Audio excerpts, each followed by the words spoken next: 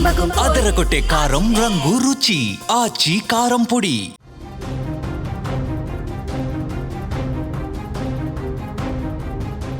CI Satish Kumar మృతిపై mystery. Satish the హత్య అని కూడా కుటుంబ సభ్యులు అంటూ ఉన్నారు. ఒంటిపై గాయాలున్నాయంటూ కూడా కుటుంబ సభ్యులు ఆరోపిస్తూ ఉన్నారు. హత్య చేసిన వారిని కఠినంగా శిక్షించాలంటూ కూడా డిమాండ్ చేస్తూ ఉన్నారు. గట్టిగా నిలదీసినందుకే పోస్టు మార్టంకి పంపారు అని కూడా చెప్తూ ఉన్నారు. సతీష్ శరీరంపై పలు చోట్ల తీవ్ర గాయాలున్నట్లుగా కూడా సమాచారం అయితే అందుతోంది.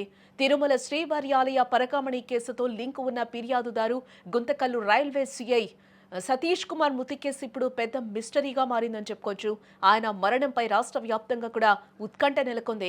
సతీష్ కుమార్ మృతదేహానికి తాజాగా పోస్టు మార్టం ప్రక్రియ పూర్తయినట్లుగా కూడా తెలుస్తుంది. పోస్టు మార్టం ప్రక్రియ దాదాపు 3 గంటల పాటు జరిగింది. అయితే సతీష్ మృతదేహంపై పలు గాయాలున్నట్లుగా కూడా తెలుస్తుంది. ఇక ఇదిలా ఉంటే సిఐ సతీష్ ది ముమ్మాటికి హత్యనంటూ కూడా సిఐ తమ్ముడు ఆరోపిస్తూ ఉన్నారు. సిఐ మృతిపై అనుమానం వ్యక్తం చేసిన ఆయన తన అన్న ఒంటిపై గాయాలున్నాయని కూడా అంటూ ఉన్నారు. అందుకే తను గట్టిగా నిలదీస్తే పోస్టు మార్టం చేసేందుకు మృతదేహాన్ని పంపారని కూడా ఆయన చెప్తూ ఉన్నాడు. ఇక హత్య చేసిన వారిని కఠినంగా శిక్షించాలంటూ కూడా కుటుంబ సభ్యులు డిమాండ్ చేస్తూ ఉన్నారు. ఆ కుటుంబ సభ్యులు ఏమంటున్నారో ఒకసారి వినే ప్రయత్నం చేద్దాం. కోమల్ దగ్గర డెడ్ బాడీ కలెక్ట్ చేసుకోవడానికి వెళ్ళినాము. అక్కడ డెడ్ బాడీ ఉంటే డిఎస్పీ గారు, అక్కడ రైల్వే సిఐ గారు వీళ్ళందరూ ఉన్నారు. వాళ్ళు క్లూ కలెక్ట్ చేసి ఇది మీ వాడు హత్య కాదు, ఆత్మహత్య ఇది అని మీరు కావాలంటే చూడండి అని అడిగినారు. దీన్ని ఏ బేసిక్ తో మీరు ఆత్మహత్య అని ఏ బేసిక్ తో చెబుతున్నారు సార్? బాడీ అక్కడి నుంచి 200 మీటర్స్ దూరం వరకు ఈడ్చుకెళ్ళినారు. దాన్ని ఏ ప్రకారంగా మీరు ఆత్మహత్య అని మేము అడగడం జరిగింది. మీకు అనుమానాస్పదంగా ఉందని అనడం వల్ల వాళ్ళు గుత్తికి రెఫర్ చేస్తాము పోస్ట్ మార్టం కంటే మాకు నమ్మకం లేదు సార్, మేము ఒప్పుకోమంటే కూడా అనంతపూర్కి తీసుకెళ్ళినారు. అనంతపూర్ తీసుకుపోయిన తర్వాత స్కానింగ్ ఏది చేసినారు.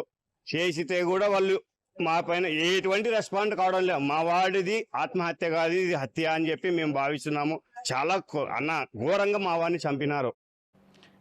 కుటుంబ సభ్యులు కూడా అదే ఆరోపిస్తున్నారు.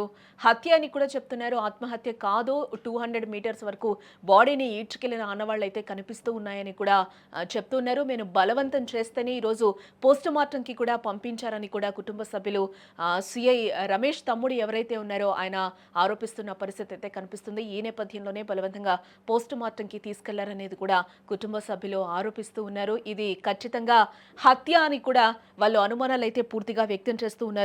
సతీష్ కుమార్ మృతదేహంపై తీవ్ర గాయాలు లేవు. తల అంతర్భాగం పుర్రె మాత్రం పీసులైంది. కదిలే రైలు నుంచి కింద పడితే శరీరంలోని ఇతర భాగాలకు కూడా గాయాలు కావాలి. బట్ శరీరంపై గాయాలు లేకపోగా తల మాత్రం ముక్కలైందని కూడా తెలుస్తుంది. దీంతో ఇది హత్య అయి ఉంటుందని కూడా వైద్యులు కూడా ఒక సైడ్ నుంచి కూడా అనుమానిస్తూ ఉన్నారు.